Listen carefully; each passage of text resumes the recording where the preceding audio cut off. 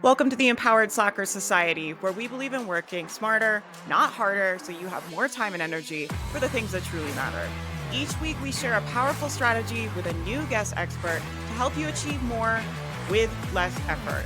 If you want to get these weekly tips, subscribe to the channel, follow the podcast, and be sure to sign up for our weekly email newsletter. Everything is linked below. Let's get into this week's tip. Hello there, Empowered Slacker Society, and welcome to my Slacker hack, which is all about how to survive really big emotions using something called WiseMind. Hello there. My name is Megan Griffith. I use she, her pronouns, and I am a life coach for autistic, ADHD, and ADHD folks like you and like me.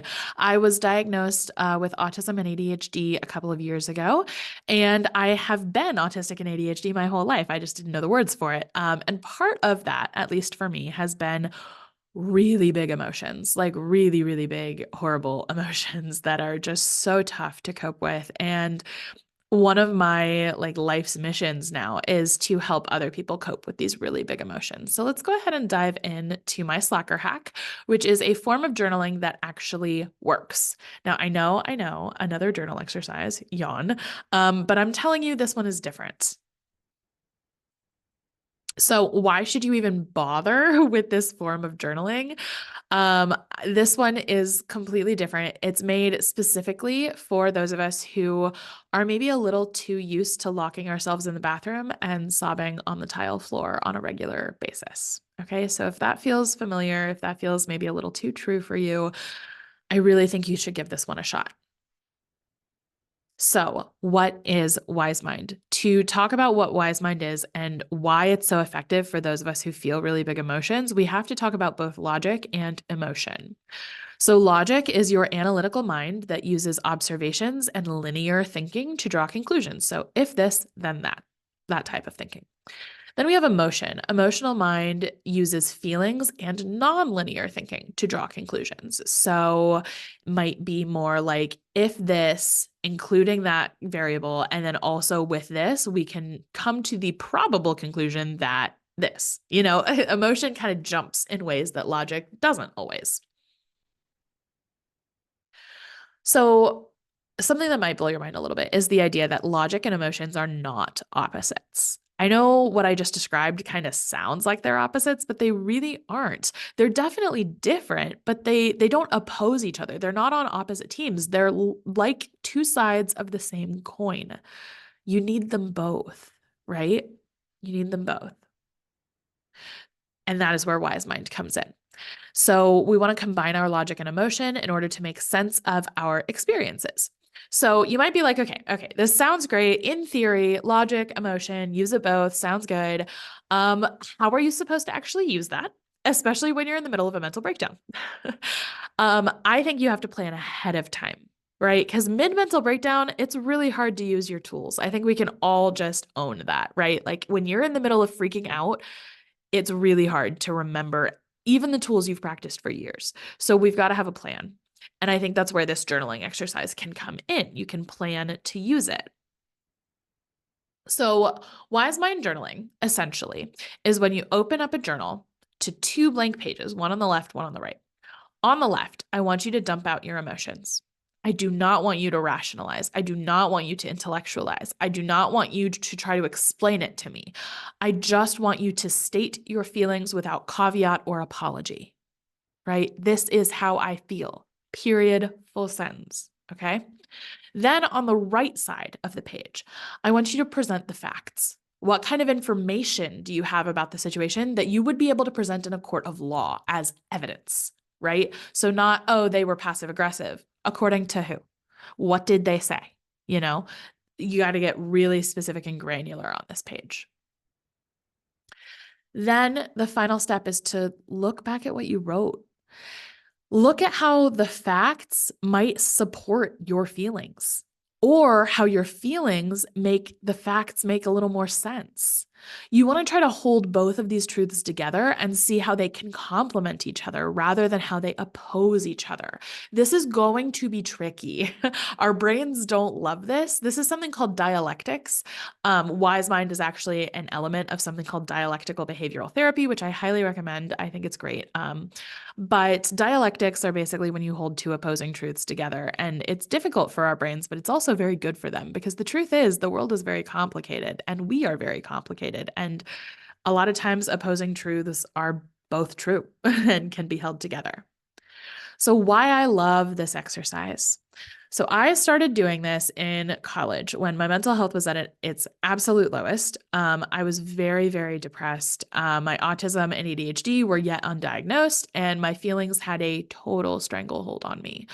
I was so emotional, and not that that's a bad thing, but I really struggled to find a foothold in logic as well. I couldn't hold them both. I couldn't access that wise mind without this exercise.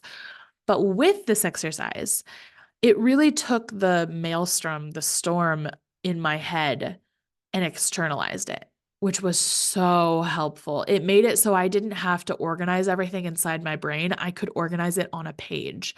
And without the struggle of how do I organize it, it was just, okay, barf all the emotions on this side and list out the facts on this side and then make them make sense together. And it was simple and not complicated, but still it was exactly what I needed. So you might be thinking, this sounds great. I have ADHD. I'm going to completely forget about this in, I don't know, about 24 minutes. So here are some ways that you can actually utilize this tool and not forget about it. So first up, you want to keep your journal where you can see it. Okay. Do not hide your journal away. ADHDers especially, we tend to have a hard time with things we can't see. So, like the idea of object permanence, where if something's out of sight, babies are like, it doesn't exist anymore. ADHDers are much the same way. We know it exists, in theory, but in practice, we absolutely forget about it completely. So keep your journal out. Next up is give yourself permission to be dramatic. Okay, I need you to listen to this part. Are you ready? Stop trying to have emotions that make sense. That is not their job. Their job is to just be. Whether they're dramatic or not is completely and wholly irrelevant. Okay? It is okay if you're not just sad, you are despondent. And it is okay if you're not just mad, you're murderous. It is okay to feel your feelings. Okay? I promise.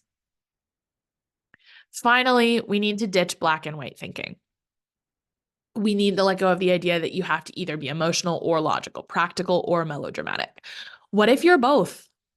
I'm both. I am a deeply dramatic, emotional, sensitive person, and I can run logic circles around anybody. Okay, I'm both. And if I can be both, you can be both. We got to stop trying to put ourselves in boxes and say, oh, this exercise won't work for me because I'm too analytical or I'm too emotional. No, you contain multitudes, right? You've got it all within you. It's time to start working through it on the page. So what if your emotions are just too big, right? What if your emotions are just huge and it's they feel too big for journaling? Honestly, that's okay. And actually, that's actually hella relatable to me. I recommend using my free audio course. It's called the Mental Breakdown Survival Guide. It will walk you through everything from help my emotions are eating me alive all the way to I feel better, but what do I do next? Right? So it'll guide you through everything and give you a couple of exercises to try. If you would like to access that course, you can go ahead and scan the QR code on screen, click the link, or go to the show notes to get that link as well. It's at theneurocuriosityclub.com/mental-breakdown-survival-guide. So you can go ahead and sign up for that. And thank you so much for listening to my Slacker hack. If you would like to connect with me, I am over on YouTube at the Neurocuriosity Club, and my website is www.theneurocuriosityclub.com. Okay, go out there, face those big emotions, and remember that you are good. You are good. Okay, bye guys. We hope you enjoyed this Slacker hack of the week. Remember, smart work beats busy work. Until next time, stay empowered, stay slacking. If you want to do a good deed of the day and help us grow the channel and bring you even more amazing content, leave us a comment, subscribe, leave us a review, do all the things. We'll see you guys next time.